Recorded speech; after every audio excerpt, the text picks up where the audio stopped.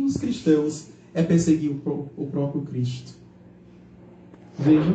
Por isso que o próprio Inácio de Antioquia diz assim: cristãos, honra o nome que carregas. Cristãos, glorifica o nome que tu carregas. Cristão, louva o nome que tu carregas. E não é o próprio nome, é o nome de nosso Senhor Jesus Cristo. É o nome do ungido do Pai. O Messias, portanto, o Christos, como chamam os gregos. E Paulo é certo, é consciente que deste Cristo ele foi feito ministro. Ministério quer dizer serviço. Ele é um servidor. Ele é o menor entre os apóstolos. Portanto, veja como Paulo não é soberbo, ele não é vaidoso, mas ele é consciente e verdadeiro. Eu sou, dentre eles, o menor, porém, fui o mais que me esforcei. Então ele vai elencar uma lista terrível. Se olharmos para essa lista que ele distribui em 3 cartas, nós corremos. Nós corremos. Não temos a coragem de seguir Paulo nas adversidades, naquilo que ele, de fato, enfrentou para honrar o nome de Cristo. Enfrentou para levar a fé às comunidades. Enfrentou para evangelizar os pagãos, os gentios. Ele diz, não é? Tornei-me, portanto, uma oferenda bem aceita. E tornando-se uma oferenda bem aceita, também que os pagãos, ao voltarem, ao se converterem, se tornem também aceitos por aquela igreja, por aquelas comunidades, que não sejam marginalizados, que não levantem barreiras, que não fechem as portas. Pelo contrário, que abra as portas. O Papa Francisco está pedindo, né? Essa igreja que sai, que se arrisca, e quando traz os pagãos, ou seja, os não batizados que precisam, os indiferentes, com todas as espécies de pecado, veja, o pecado pessoal, o pecado social, com todos os vícios, com todas as paixões, que nós não fiquemos agora apontando, não é? Com um olhar preconceituoso, porque aí nós vamos dar um tiro no próprio pé. Por quê? Porque eu saí para evangelizar, eu conquistei enquanto missionário, cristão missionário, quando trouxe a pessoa para dentro da minha casa, da comunidade, eu dito à pessoa o que ela deve agora fazer, imponho.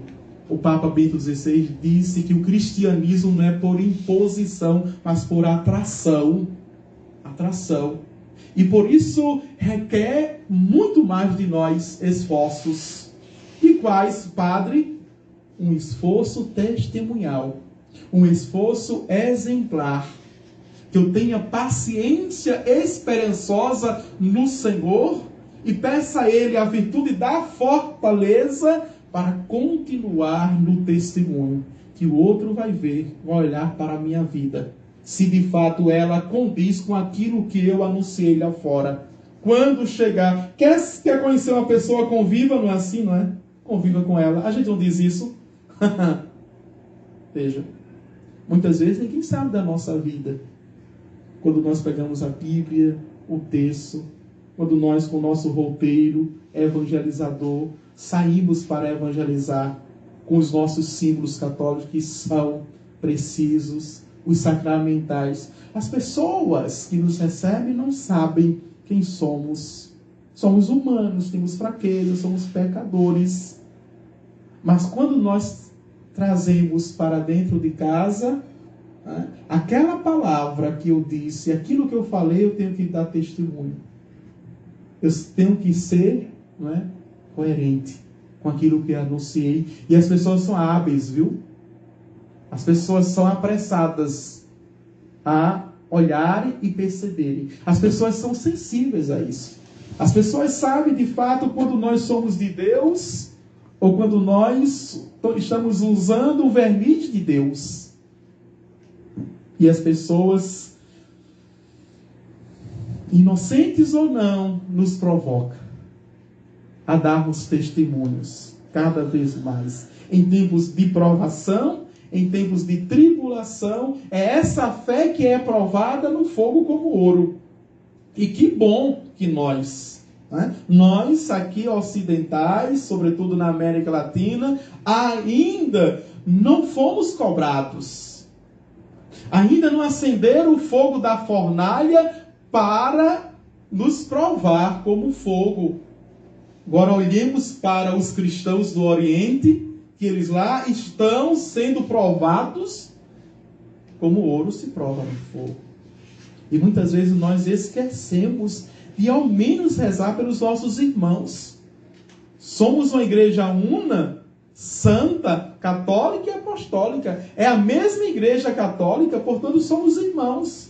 É porque eu não estou sofrendo na pele, é porque não está acontecendo comigo, é porque eu penso que aqui nunca vai acontecer esta perseguição que nos leva à tortura, à morte, ao derramamento de sangue, que eu fico aliviado. Não, eu tenho que ficar preocupado e colocar nas minhas orações, tanto pessoais quanto comunitárias, estes nossos irmãos missionários, que tiveram a coragem, e tem muitos do Ocidente, tem muitos nossos brasileiros que estão lá, e muitos foram mortos, são os mártires anônimos, que nós temos que, nesta comunhão e unidade da igreja, temos que trazer também para o nosso altar como testemunha, e como exemplo aguerrido para continuarmos, não desanimarmos nas pequenas coisas, os pequenos martírios, né? Nós nos desanimamos, logo perdemos o sentido e queremos nos convencer que não vale a pena continuar, porque está acontecendo isso, padre, porque está acontecendo aquilo, padre. Tem cristãos tão frouxos, tem cristão tão mole, né? Me desculpe dizer, tem cristão tão covarde, porque um olhar feio já é motivo de deixar a fé. Já é motivo de deixar a comunidade. Acha que aquilo que é demais, né? Tem uma visão toda troncha do que é fé. É ser católico e fé, estar na comunidade, só é para ter paz. É para ter paz, ter bonança, não é? Não ter preocupações, porque só tem pessoas de fé, pessoas que buscam a santidade, só tem anjos. É verdade isso? Não. Desculpe, tem demônios também. Não é? Tem.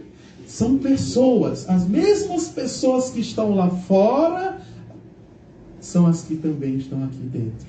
São pessoas. E todos nós temos o nosso calo, não é? Temos o nosso calo. Pense nele para ver. Todos nós temos as nossas fraquezas. Todos nós temos as nossas lutas, meus queridos irmãos e irmãs. E nós estamos lutando. Estamos nos empenhamos. E aqui é para ter esse olhar misericordioso. Esse olhar de não apenas de misericórdia, mas de compaixão. Descer a maturidade do outro. Ou subir, não é? A situação do outro de fraqueza e entendê-lo no lugar que ele está e acolhê-lo no lugar que ele está. Paulo vai pedir justamente isso. Se é para nos rivalizarmos, que nos rivalizemos no amor. Só presta assim, Paulo diz. Só tem sentido assim no amor esta rivalidade para quem serve mais. Não melhor, viu? Mas que serve mais, sem competições humanas que estraga todas as coisas. É justamente por isso que no Salmo 97, já no refrão, o Senhor fez conhecer seu poder salvador perante as nações, perante as comunidades, perante os seus filhos, perante a cada um de nós. Ele mostrou a sua força. Ele mostrou que de fato é o Senhor da nossa vida. Ele mostra o senhorio sobre nós e que nos deixemos de fato. É preciso nos permitirmos termos o Senhor como nosso Senhor. O Senhor da nossa casa, da nossa família, da nossa vida. E o que é, Padre, ter o Senhor da nossa vida? É deixar com que Ele nos governe. É deixar com que Ele nos conduza. É deixar com que Ele nos oriente. Pessoas de cabeça dura, pessoas que têm uma visão troncha de liberdade, que é fazer o que quer, não é? Onde o pau da venta está dirigido, assim, não é? O que dar na telha, não são pessoas, até mesmo cristãs, que têm o Senhor como Senhor. Tem uma noção do Senhor, sabe quem é Deus, mas Deus está muito longe ainda. Está muito longe de ser o Senhor, de entrar na sua casa e de dizer como Josué: eu não sei vocês, vejam, Josué já tinha entrado nas terras de Canaã, Josué já tinha conquistado diante dos povos, e aquele povo ainda indeciso, e Josué tem que se decidir, e diz: eu não sei vocês, mas eu e minha família, eu e minha casa serviremos ao Senhor. Não é agora que ele cumpriu a promessa, não é agora que nós conquistamos tudo e vamos dar para trás. Não é? Vamos ser infiel, vamos decepcionar o Senhor, vamos trair, na verdade, a confiança do Senhor. E Josué se decide pelo Senhor. Meus queridos irmãos e irmãs, ainda hoje é preciso se decidir pelo Senhor? Ainda hoje a sua família precisa se decidir pelo Senhor? Ainda hoje? Acredito que sim, não é? A minha família precisa se decidir pelo Senhor. A minha casa precisa ainda hoje se decidir pelo Senhor. E depende, viu, do patriarca. Depende da matriarca. Que Deus deu poder a vocês, os pais, não é? A mãe e o pai, a se decidir pelo Senhor. Eu e minha casa. Josué, Moisés já tinha morrido. Josué já era o patriarca. Mesmo jovem, ele se decide. E aí ele arrasta multidões. Ele arrasta todo o povo de Deus. É preciso. Se você que é pai, se você que é mãe, e você que é um líder da comunidade, é um missionário, vocês têm que ser o primeiro a se decidir pelo Senhor. E por isso, o Senhor nos ensina, hoje no Evangelho, parece de uma forma colateral, eu chamo. Por quê?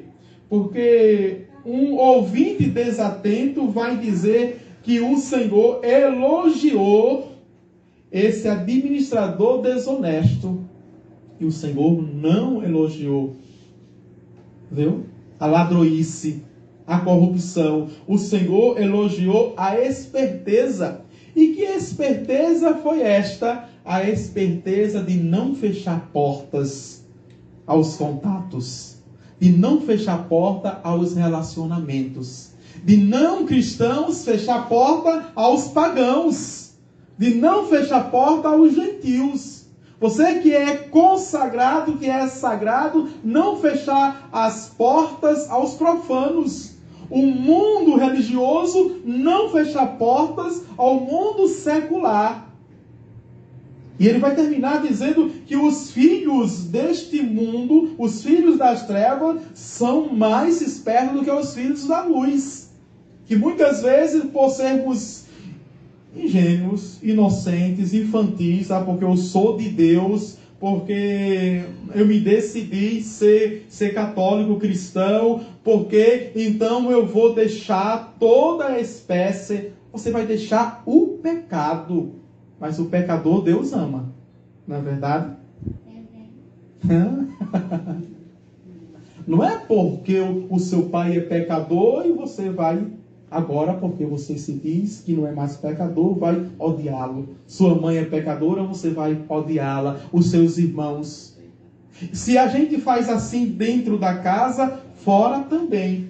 E como foi que este homem abriu as portas cada vez mais? Vejam, porque o administrador tinha uma cota para ele.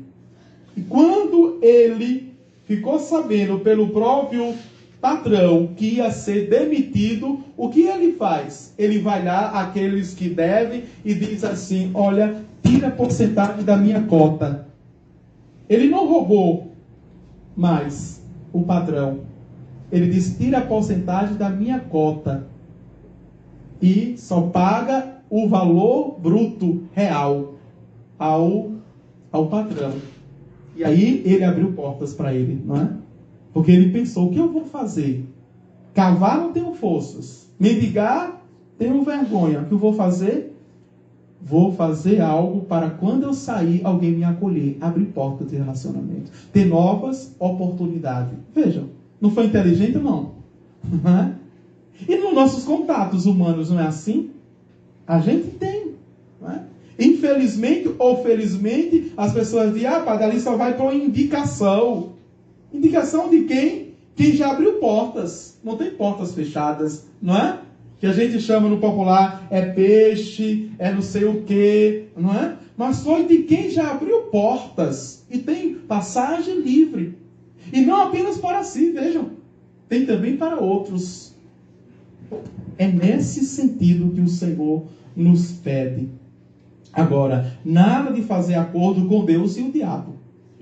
O Senhor também, né, nesse sentido. O Senhor não admite servir a dois senhores. Aqui não é nesse sentido, servir a Deus e ao diabo. Não, mas é no sentido, de fato, de muitas vezes usar as coisas injustas e transformá-las para as coisas justas.